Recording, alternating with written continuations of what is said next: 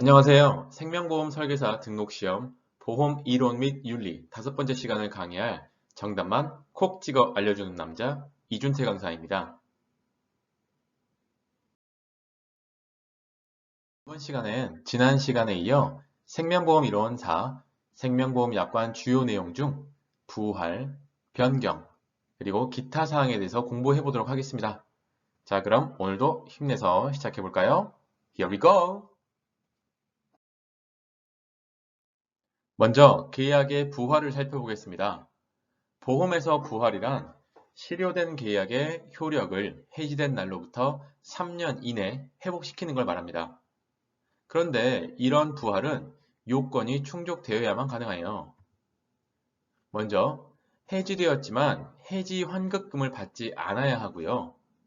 부활 시 연체보험료의 평균 공시이율 플러스 1%에 해당하는 이자를 내야만 부활이 가능합니다.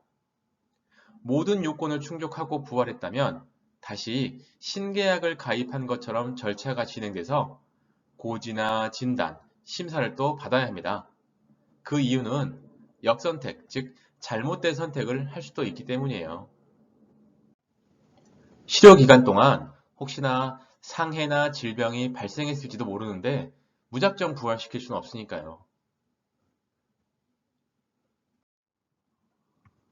이러한 부활에는 강제 집행 등으로 인한 해지 계약의 특별 부활과 부당한 계약 전환으로 인한 부활이라고 있습니다. 지금부터 각 부활에 대해 그림을 통해 세부 내용을 알아볼게요. 먼저 아래 그림처럼 계약자인 동시에 피보험자인 아버지가 있고 아들이 수익자일 경우를 보겠습니다. 계약자인 아버지가 국세청에 세금 체납을 해서 압류 중이라고 가정해 볼게요. 그런데 국세청은 아버지 이름으로 된 모든 재산을 압류하던 중 보험 계약이 있는 걸 확인했습니다. 그래서 해당 보험사에 연락해 아버지 보험 계약을 해지하고 해지 환급금을 달라고 합니다. 그러면 보험회사는 어쩔 수 없이 강제로 보험 계약을 해지하고 해지 환급금을 국세청에 줄 수밖에 없게 됩니다. 하지만 회사 입장에선 이대로 계약이 해지되는 것보단 어떻게든 유지시키는 게 좋겠죠? 그래서 해지 환급금을 국세청에 지급하는 동시에 계약자와 수익자에게 특별 부활을 통지하게 됩니다. 특별 부활이란 회사가 국세청에 대신 지급한 해지 환급금만큼을 수익자가 대신 회사에 납부하고 계약자 명의를 수익자인 아들로 변경하면 더 이상 이 보험의 계약은 아버지 계약이 아니므로 국세청에서는 다시 압류를 할 수 없게 됩니다. 이렇게 되면 보험회사는 보험 계약을 살릴 수가 있고 수익자였던 아들은 계약자가 됨으로써 아버지 보험 계약을 다시 보장받을 수 있게 되는 거죠. 이것을 강제 집행 등으로 인한 해지 계약의 특별 부활이라는 거 반드시 좀 기억해 두시고요. 여기서 중요한 것은 계약자와 수익자의 위치를 바꾼다라는 것을 유념해 주시면 좋겠습니다.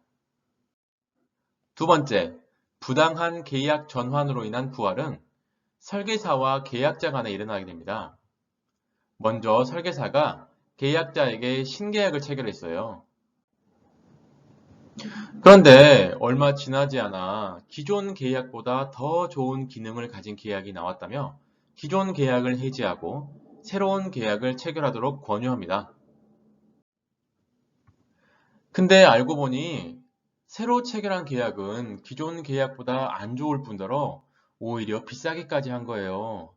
설계사가 거짓말을 한 거죠.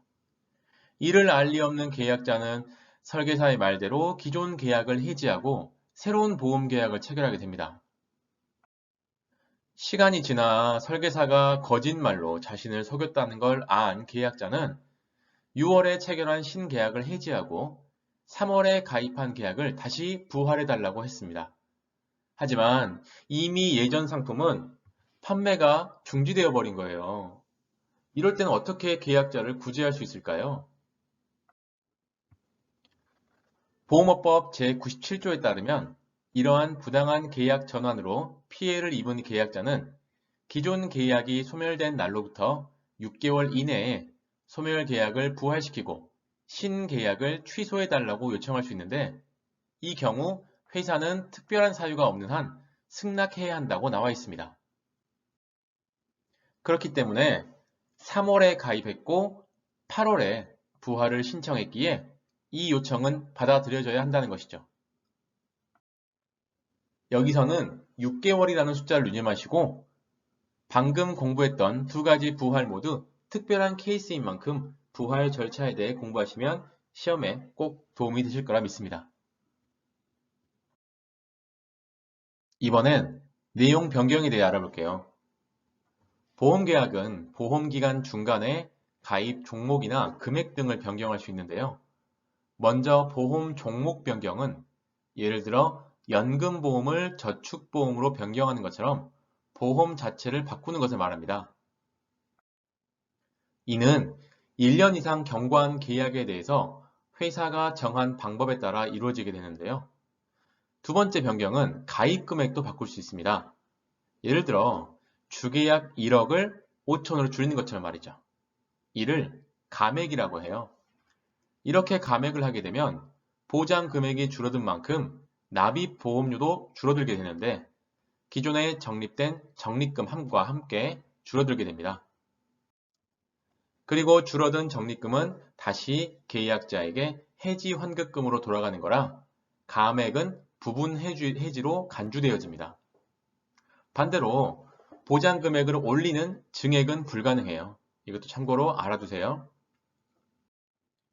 세 번째는 계약자와 수익자도 얼마든지 바꿀 수 있습니다. 그런데 계약자와 수익자 중에 한 명은 회사에 승낙이 있어야 돼요. 누굴까요? 바로 보험료를 내는 계약자입니다. 보험료를 낼 능력이 있는지를 회사가 판단해야 하기에 계약자 변경은 회사의 승낙이 필요하고 수익자는 보험금을 받는 사람이기에 누가 되든 아무 상관없어서 회사의 승낙이 필요 없이 변경이 가능하답니다. 단, 수익자 변경 시에는 피보험자의 확인은 받아야 된다고 해요. 그리고 한 번 정해진 피보험자는 절대 변경 불가하다는 것도 알아두세요.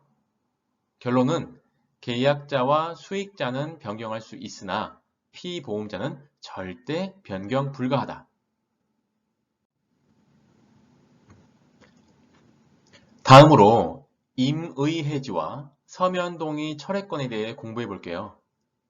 말 자체가 어렵게 느껴지시겠지만 내용은 그리 어렵지 않으니 기지개 한번 켜고 집중해서 시작해 보도록 하겠습니다. 먼저 보험계약의 주인은 누구일까요? 계약자, 피보험자, 수익자 중에 이 보험계약을 마음대로 할 수 있는 주인은 바로 계약자입니다. 그렇기에 계약자는 언제든지 이 계약을 해지할 수도 있고 부활할 수도 있는 겁니다. 하지만 피보험자는 보험의 대상자일 뿐이라 보험계약을 해지하고 싶어도 할 수가 없어요. 이 경우 어떻게 하냐? 바로 서면 동의를 처리하면 되는데요. 아래의 그림을 통해 이해해 보도록 할게요. 먼저 여기 이제 막 결혼한 신혼부부가 있습니다. 그런데 남편이 과로와 스트레스, 흡연, 음주 등으로 몸이 너무 안 좋아진 거예요. 그래서 걱정이 된 아내가 남편을 피보험자로, 아내를 계약자인 동시에 수익자로 하여 종신보험을 가입했어요. 이때 계약자와 피보험자가 서로 다른 사람이기에 반드시 피보험자인 남편의 사인을 받았겠죠? 그런데 부부가 매번 좋을 리가 없잖아요. 결국 5년 만에 서로 남이 되고 맙니다. 근데 피보험자인 남편이 생각해보니 자기가 죽으면 보험금을 수익자인 전 부인이 타가게끔 되어 있다는 걸 나중에 알게 된 거예요. 그렇다면 이 남자, 그걸 그냥 둘까요? 아님 해지할까요? 아마 대부분 해지할 것 같은데요. 그래서 피보험자인 남편은 보험회사에 전화해서 내 이름으로 된 보험을 해지해달라라고 요청했어요. 그런데 회사에서는 안 된다고 한 겁니다. 왜 그럴까요? 위에 말했듯이 보험 계약의 해지는 계약자만 가능하거든요. 계약자인 전 부인이 해지하지 않으면 피보험자인 전 남편은 해지할 수도 없게 된 거죠. 그럼 방법이 전혀 없을까요? 아닙니다. 회사는 남편에게 이렇게 말할 거예요. 고객님, 비록 피보험자라 할지라도 보험 계약을 해지할 수는 없지만 보험 계약을 무효시킬 수는 있습니다. 보험 계약 청약 시 고객님의 자필 서명을 하셨잖아요. 그 자필 서명을 지울 수는 있습니다. 그렇게 되면 이 계약은 피보험자의 자필 서명이 없이 성립된 계약으로 판단되어 그 즉시 무효 처리되게 되니 서면 동의 철회권을 사용하세요 라고 보험회사는 얘기하겠죠. 단, 서면 동의 철회는 지금부터 장래를 향하여 처리할 수 있으므로 처음부터 소급해서 무효 계약이라고는 할 수 없다는 거 알아주세요 라고 할 겁니다. 자, 어때요? 임의해지라는 말과 서면 동의 철회권에 대해서 조금 더 이해되셨나요? 보험 계약의 주인은 계약자이고 계약자는 보험 계약이 소멸하기 전에 언제든지 보험 계약을 해지할 수 있으며 피보험자는 장래를 향하여 서면 동의 철회할 수 있다는 거 반드시 기억해 두세요. 소멸시효란 어떠한 권리를 사용하지 않고 일정 기간이 지나버리면 효력이 사라지는 것을 의미해요. 여기서는 청구권의 종류를 잘 이해하고 누가 누구에게 청구하는지를 잘 이해하셔야 합니다. 먼저 보험금 청구권과 해지 환급금 청구권은 각각의 보험금과 해지 환급금을 달라고 하는 거죠. 바로 계약자가 회사에게 청구하는 거예요. 혹시나 계약자가 깜빡 잊고 보험금 청구를 3년 동안 안 하게 된다면 3년이 지난 후엔 더 이상 청구할 수 없다는 뜻이에요. 그러니 계약자가 충분히 청구할 수 있게끔 3년이라는 시간을 주는 거죠. 반대로 보험료 청구권은 누가 누구에게 하는 걸까요? 바로 회사가 계약자에게 더 받아야 할 보험료를 못 받았으니 달라고 청구하는 거라 보시면 됩니다. 그럼 이땐 회사가 요구하는 거니까 3년보다는 길게 시간 주지 않겠죠. 그래서 2년 안에 청구해야 한다는 것이죠. 정리하자면 계약자가 회사에 하는 보험금 청구권은 소멸시효가 3년, 회사가 계약자에게 하는 보험료 청구권은 2년 이렇게 외워두시면 좀 더 수월하실 겁니다. 다음은 보험회사의 손해배상 책임인데요. 혹시 설계사가 잘못해서 계약자에게 피해를 입히면 어떻게 할까요? 설계사는 회사에 소속이 되어 있으므로 설계사의 책임 있는 사유로 손해가 발생하면 보험회사가 대신 책임을 져준답니다. 그러나 뒤에서 배우겠지만 보험중개사는 독립적으로 활동하는 설계사라 혹시 모를 손해가 발생하더라도 회사가 책임을 져주지 않는다는 얘기예요. 이는 뒤에서 다시 한번 공부할 거니 참고로 알아두세요. 보험금 받는 방법도 변경할 수 있는데요. 일시금을 분할해서 받게 되면 평균 공시 이율만큼 더해서 지급해야 하고요. 원래는 분할 지급인데 일시금으로 받게 되면 평균 공시 이율만큼 할인해서 차감 지급하게 되는 구조입니다. 예를 들어 1억이라는 보험금을 일시금이 아닌 매월 100만 원씩 받고 싶어요 라고 요청하면 그 기간만큼 이자가 붙어 총 지급 보험금은 1억이 넘게 되고요. 매월 100만 원씩 총 1억을 받을 보험금이 있었는데 먼저 일시금으로 1억을 받고 싶다고 요청하면 그 이자만큼 할인해서 받게 되므로 1억보다 작은 금액을 지급하게 된다는 뜻입니다. 다음으로 보험 연령 계산이 있는데요. 일반적으로 한국 나이나 만 나이가 아닌 6개월 미만은 버리고 6개월 이상은 1년으로 계산하는 특별한 방법에 따라 보험은 연령이 계산되어집니다. 예를 들어 1971년 1월 1일 생인 사람이 2021년 7월 2일 계약을 체결할 경우 보험 연령 계산은 수학 문제처럼 현재 날짜에서 생년월일을 빼면 됩니다. 이 고객은 50년 6개월 1일을 살았으므로 6개월 이상은 1년으로 계산한다는 공식을 접목해 보험 나이는 51세가 되어집니다. 간단하죠? 여러분도 각자 보험 나이를 한번 계산해 보세요. 시험에서도 간혹 이 계산 문제가 나오니까요. 다음 보험 계약 대출은 일명 약관 대출로 많이 불려지는데 내가 낸 보험료에서 적립된 해지 환급금 범위에서 대출을 받을 수 있다는 걸 말합니다. 말 그대로 대출이니까 원금과 이자도 상환해야겠죠? 근데 은행 대출과 다른 점은 정해진 날짜에 상환하는 게 아니라 언제든지 상환할 수 있다는 점입니다. 내가 낸 보험료에서 대출을 받는데 굳이 상환 날짜를 지켜야 할 필요는 없으니까요. 마지막으로 보험 계약이 체결된 후에 약관 받으셨죠? 혹시 그거 다 읽어보셨나요? 저도 복잡하고 두꺼워서 읽어볼 엄두조차 못 냈는데요. 만약 약관의 내용이나 뜻이 난해하거나 명확하지 않아서 문제가 된다면 보험회사가 아닌 계약자에게 유리하게 해석하겠다는 뜻이에요. 만약 보험회사와 계약자가 소송을 가게 된다면 판사가 계약자 편에서 판단하겠다는 뜻이죠. 왜냐하면 판사도 계약자이니까요.